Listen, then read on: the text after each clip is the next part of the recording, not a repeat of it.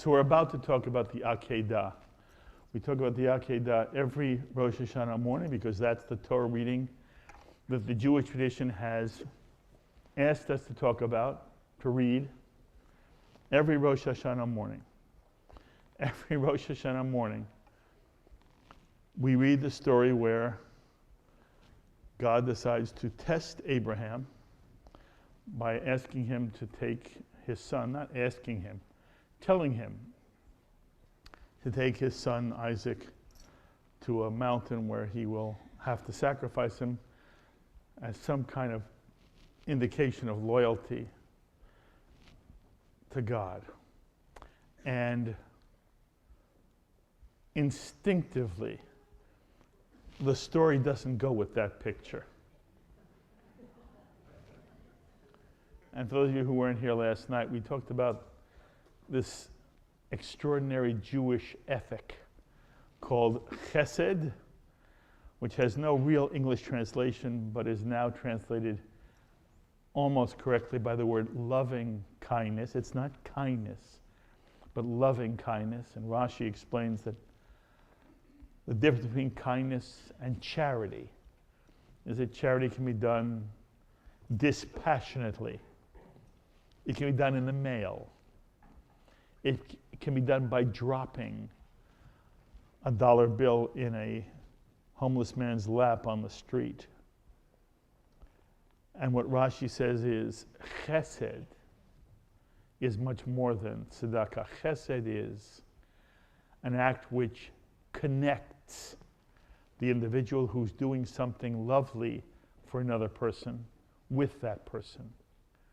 It must be not only done in person, it has to be done with a certain kind of kavanah, a certain kind of embrace. And it changes both people. And chesed can be done in many ways. It can be done through an act. The tradition says we never care. It's an interesting Jewish insight. We never care what people believe, what values they say they have, what their idealism is. It's all about how do people actually live their lives. What do we do day to day? How do we behave in our relationship to other people? And so the tradition says that to really do chesed, there's a phrase, gmilut chasadim. Gmilut chasadim is the acts of loving kindness. And we are all asked and told that a lovely human being who wants to be even lovelier than they may have been coming into the year, and they care about being as lovely as they can possibly be, they want to find ways of doing gmilut chasadim. And according to the Jewish tradition, it is the acts of gmilut chasadim which sustain the world and sustain humanity. Of all the things people do, it is gmilut chasadim which sustains the world. Doing something for another and being part of a relationship with that other. It takes time. It takes mental energy. Sometimes it's expressed in a word. A loving word can be extraordinarily healing and sustaining for another person. Words are critical in the Jewish tradition. What we say to others in affirming who they are, in encouraging them in what they're doing, in praising them for the accomplishments they have done, for always seeing the best in them, whether it's small or huge. It is a fact of modern Jewish life. We don't tend to say enough good things to other people. We don't look for opportunities to say to another person you're wonderful. You're so sweet. That was fabulous. This is especially true for parents with children. One cannot say to a child enough, you're the best in the world. Am I not correct? Every one of our children is the best in the world. Now you can say, wait a minute, how can every child be best? Because in English, best is called, in the language of English, the superlative. Superlative means there can only be one, not to a Jew.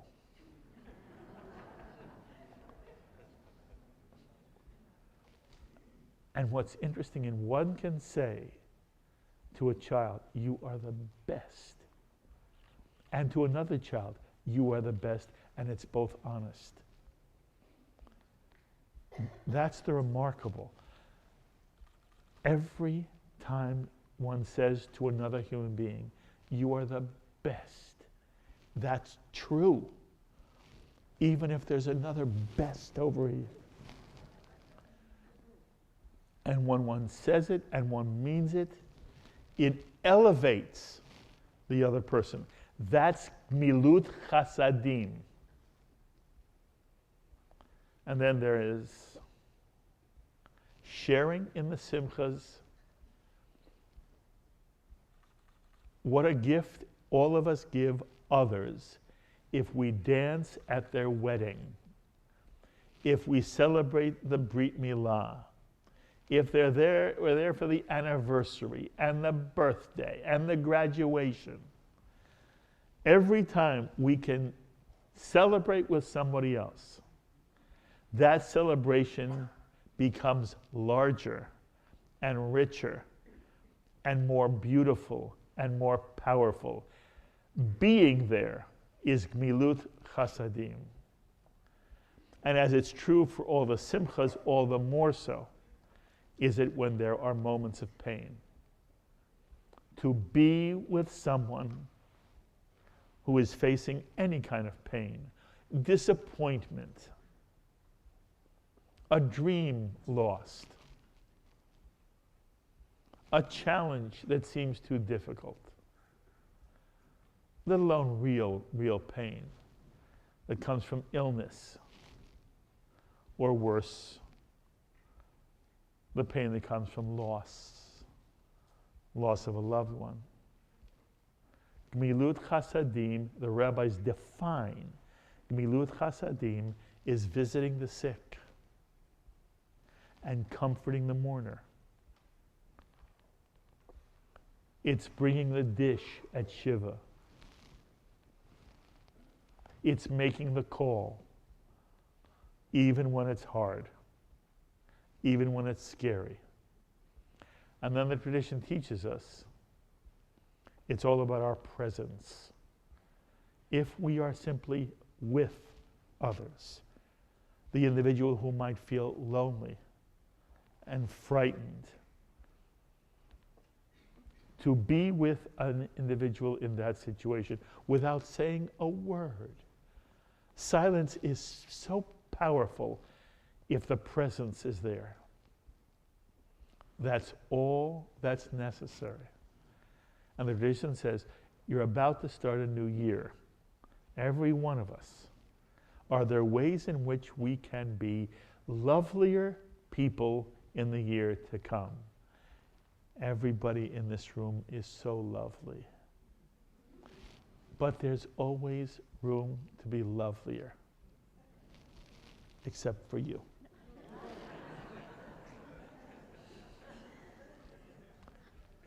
There's always room. And part of the loveliness and part of the being with and part of the presence is the touch. It's another thing. Many people grew up and touching didn't feel right. Embrace, the hug, just the touch is so powerful. energy is transferred through the touch. The energy of one person to another, and it fills one with awe and with the ability to go forward. And so it's about the touch. And what I said last night was, the reason I love this picture is that every one of us is both hands. There are times when we've been the comforter, and everyone knows what it is to be comforted, and how wonderful it is to be comforted by someone we feel who loves us. To be the comforter, sometimes every one of us is that. To be the comforted, sometimes every one of us is that. And anyone of any age can be either hand. The rabbis teach that when it comes to Gilut chasadim, it transcends age, which is not true of every Jewish value or act or mitzvah. But when it comes to Gilut chasadim, young people, teenagers, young adults, parents, older adults, seniors, everyone can be a comforter. Everyone can put a hand on, just a hand. And it's something we can't be afraid of. We can't be afraid to hug. We can't ever think, oh, we've said it too much. If it just becomes blah, blah, blah. There's a lot of blah, blah, blah in this world, but it's never Gmilut Chasadim. Gmilut Chasadim, you never run out of things to say that are lovely to other people. And anytime we miss an opportunity to say something lovely to another person, it is a shame. And the world is somehow diminished. That's the symbol this year. How are we lovelier people? Through chesed, loving kindness, and acts of gilut chasadim, which in the ultimate is sharing joy, but bringing comfort anytime someone needs to be upheld. And then we come to the Akedah. And the Akedah doesn't seem to be that at all. It seems almost to be the contrary, the tearing apart.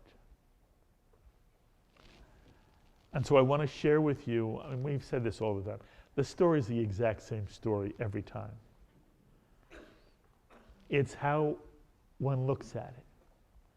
And one always looks at it through the Midrash. I said recently, if there was one thing people would say about the career of my rabbinate, it is that he got it across. It's all about Midrash. None of this is literal. It is all poetry, prose poetry. The Torah is not a history book. It's not a newspaper account. It's a series of marvelous morality plays, and God in the Torah is a character in a morality play. That doesn't mean there is no God. There may be a real God in this universe, but it's not the God that's described in this Torah. This Torah is describing a character in a morality play. But every one of these plays has a message. And every one of these plays is supposed to matter to us and change the way we live and how we view the world and how we interact with other people. And it never, in the Jewish tradition, never, ever, never, ever, never has to do with what the words say. That's an extraordinary Jewish insight. And sometimes I'm asked, well, if there were an Orthodox rabbi here, would he say the same thing? As if I cheat.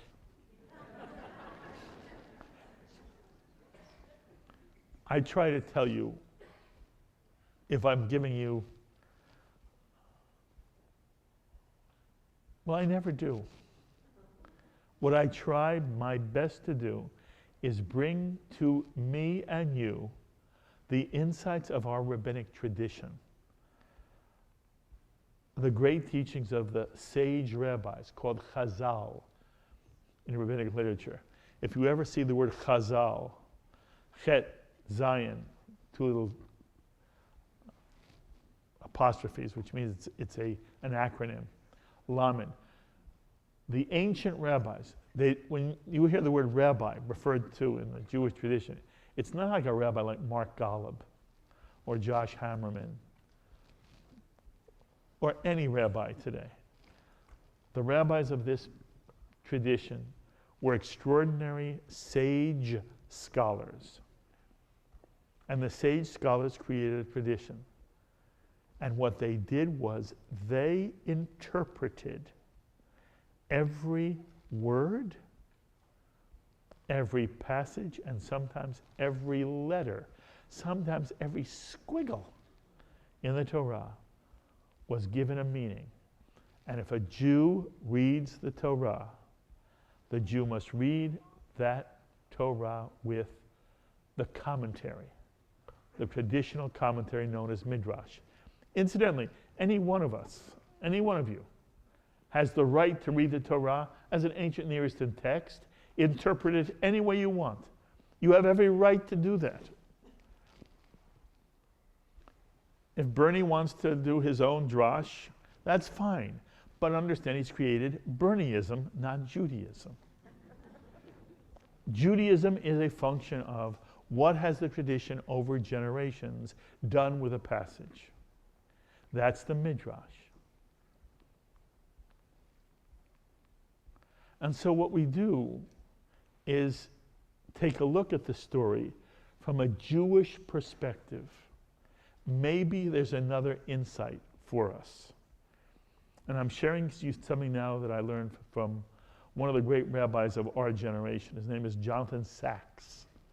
Jonathan Sacks was a chief rabbi of Great Britain, the Orthodox chief rabbi of Great Britain. He now is retired from that position. He writes beautifully. Sometimes people say to me, is there a book of Midrash I can get and read? And part of the problem is a lot of Midrash is just boring. The trick is to find a Midrashic collection that's interesting. But Jonathan Sacks has written a book, Essays on Jewish Ethics, where every chapter is a drash on the succeeding Torah portion of the week. So if you ever want to just pick up a book and, it's at night and you have nothing to do, so you want to read, Mr. Robot is over, and Breaking Bad isn't on anymore, and you need something. And how many times can you really watch Game of Thrones? So you want a book, and you said, you know what I want? I want a Jewish book. I want a book of Midrash. Get Jonathan Sacks. Essays on Ethics. The other one that's fabulous is Elie Wiesel, Messengers of God. But Messengers of God have been around a long time. I've mentioned it many times. Jonathan Sacks' book is new. So anyway, Jonathan Sacks has some very interesting Midrashic insight into the Torah text. And first of all, before anything, I want to mention, it feels like the story is not that picture. That's not true. That story is the fundamental message of the story. That picture is the Akedah. There's only one reason to ever be upset about the Akedah. I've said this to you before. I hope it sinks in at some point. There's only one reason to be upset with the Akedah. It's if you think it's true. If you think that there really was a God in heaven who one day said to a guy named Abraham, take your son and kill him for me. If you believe that's true, it's a troubling story. It's not true. Everybody should understand. And so when I say that, who am I to say that? If there are people in this room who want to think the Torah is true, you have every right to do that. You don't offend me. Have a nice life. But I'm speaking to all those who understand it's not true. There's a message here. And if you understand it's not true, then what's the story about? So listen to this and see if anybody knows the text well enough to answer this question. Not mine. It comes from Jonathan Sachs. The story of the Akedah has in it a word, an idea that has never been mentioned in the Torah before chapter 22 of the book of Genesis. Of all the words, of all the concepts, of all the ideas, there's one word, never, ever, in the Torah till this chapter. Does anybody either think they know or want to guess?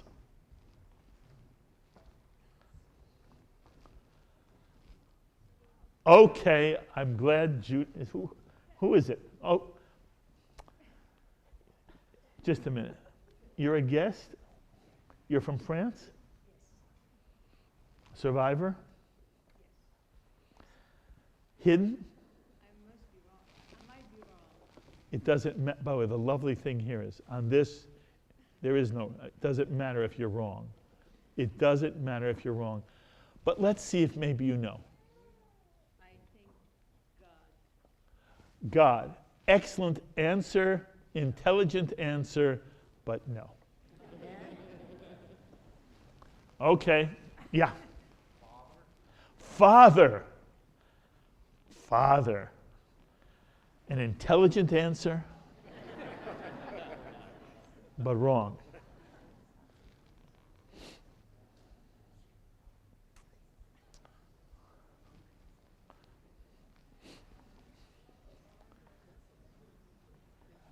This is the first time a word is used. Did I see somebody else want to say it? Somebody take a shot? The worst you can be is wrong. What? Sacrifice. By the way, that's, excuse the first two, that's even more intelligent answer.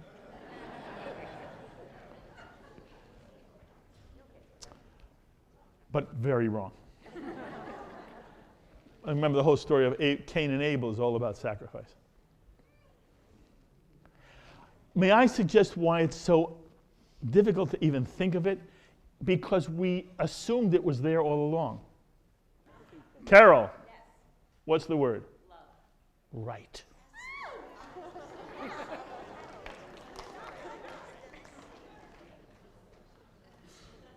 By the way, think of that.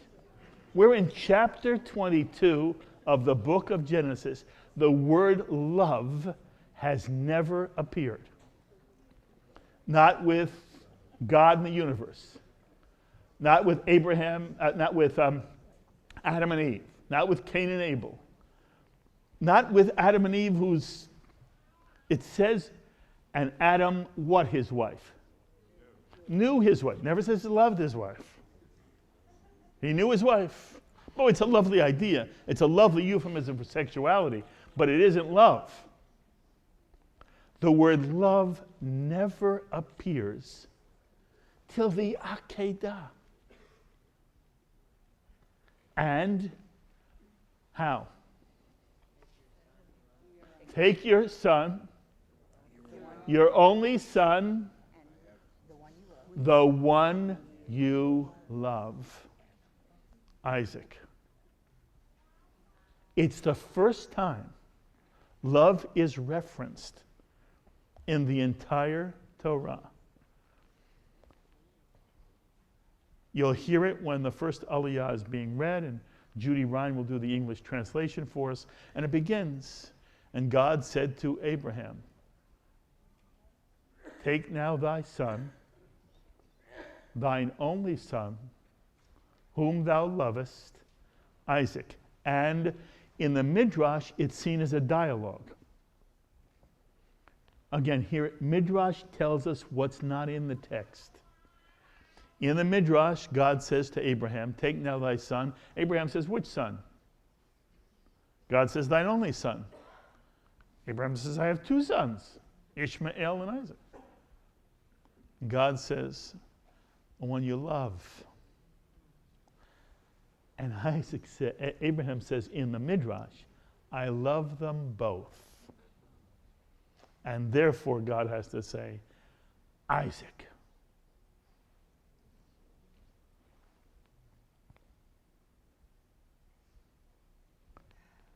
By the way, it is Isaac about whom the word love appears first and second. Only Isaac. Since you've done so well, do you remember the next time the word is used in the Torah and it has to do with Isaac? It's very powerful. I know you know. But anybody else, if you think about the story of Isaac, you'll get to it. Bong. Close. What happens? You're so close. She's coming towards him, and you know the story? He's now grown up, and Abraham sends the servant, who in the Midrash is named Eliezer, to go find a wife for his son Isaac. And he says, this is all tied together. He says to God, Eliezer prays to God, when I get to Haran, and I'm waiting to find a woman, the woman I want to find is a woman of what quality?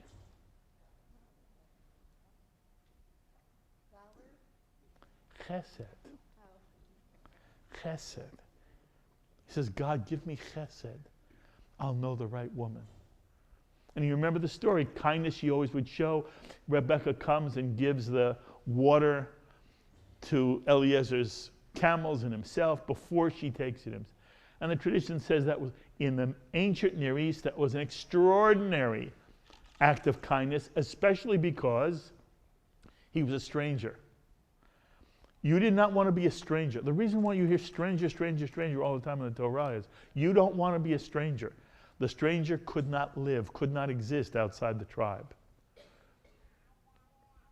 But Rebecca gives the water out of her chesed, gmilut chasadim.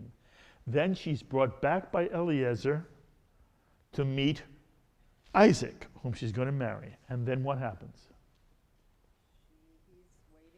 He's waiting. He sees her coming, and what does she see? Do you remember this part?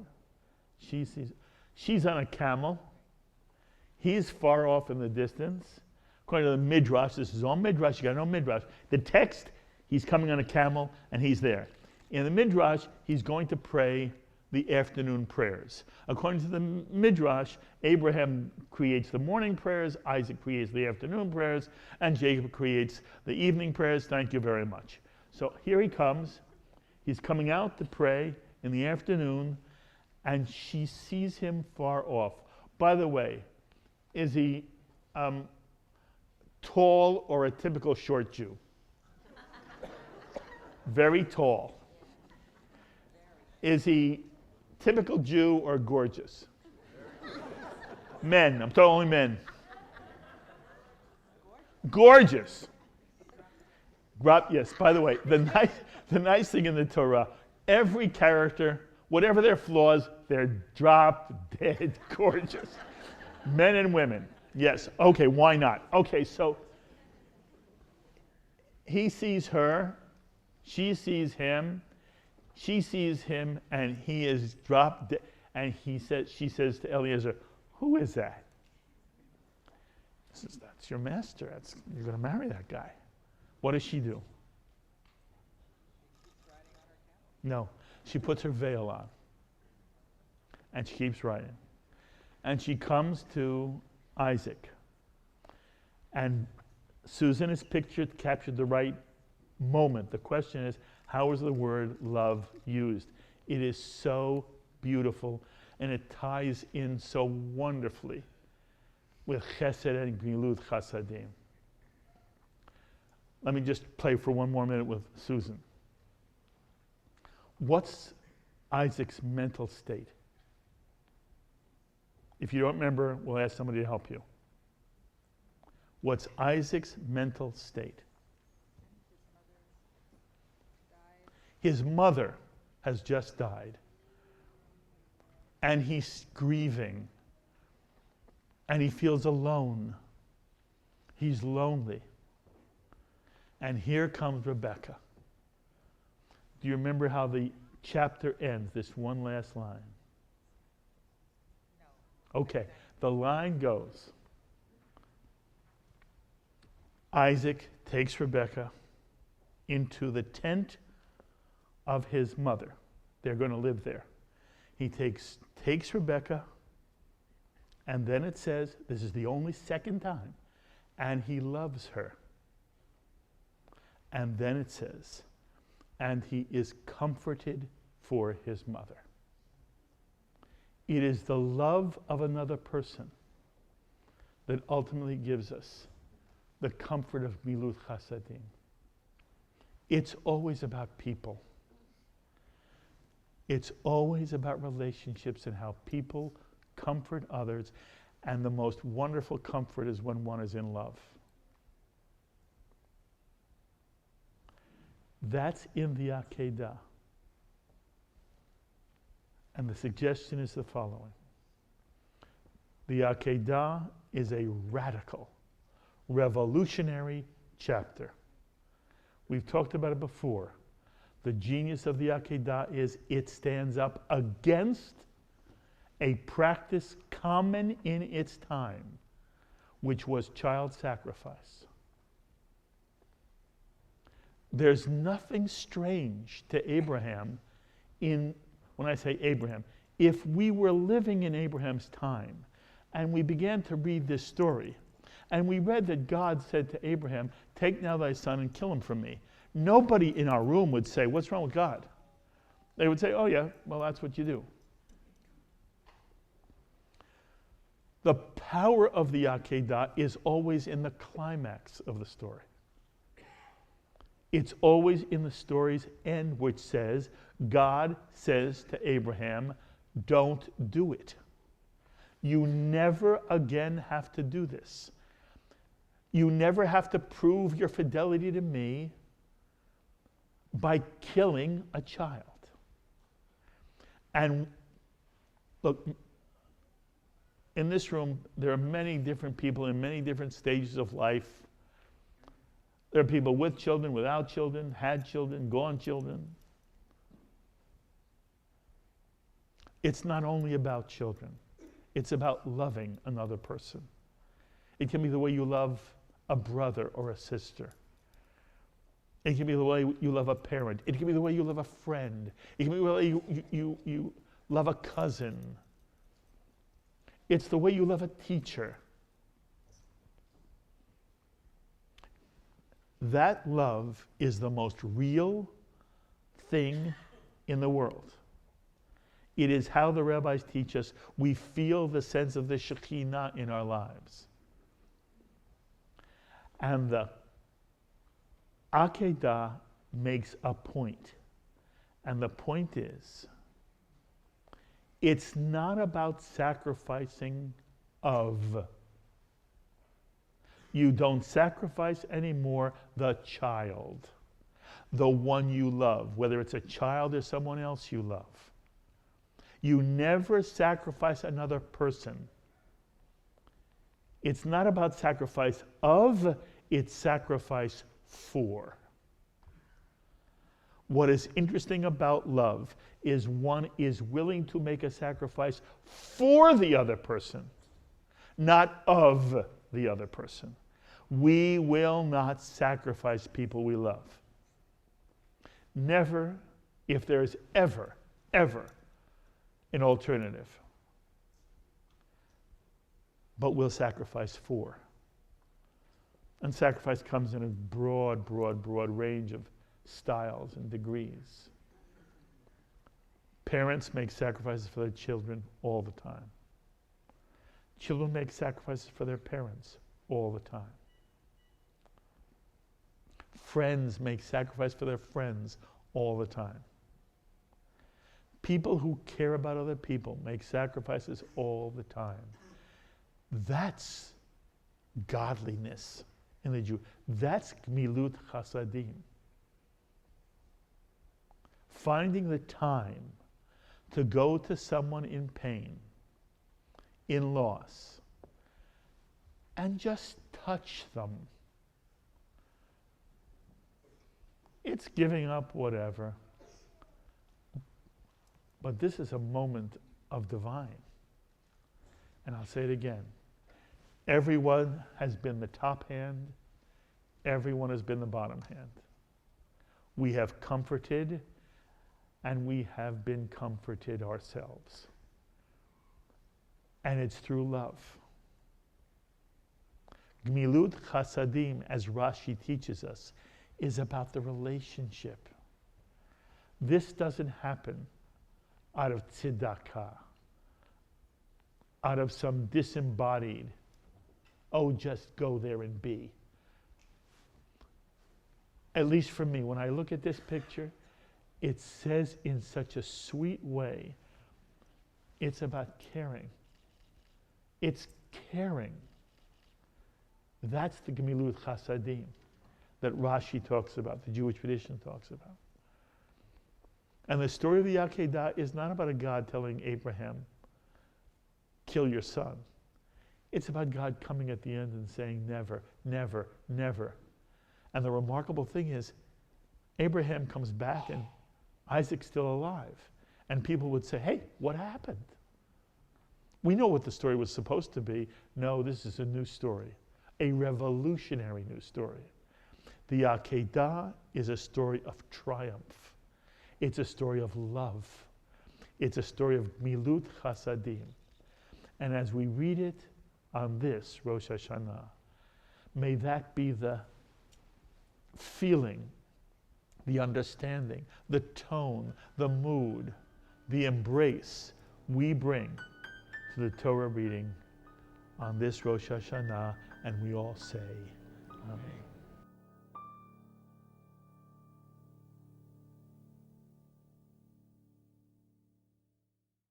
Be pleased to send a complimentary DVD of this program to anyone who wishes to support JBS, the Jewish Broadcasting Service, with a tax-deductible gift of $36, double chai or more, to the nonprofit organization Jewish Education in Media. Simply visit the JBS homepage and click on the Donate button to make a donation by PayPal or your credit card. And please indicate the program for which you would like a DVD. Or you can send your tax-deductible check made out to GEM, Post Office Box 180, Riverdale Station, Bronx, New York 10471. And again, please remember to indicate which program you would like to receive with our compliments. And we thank you for your kind support.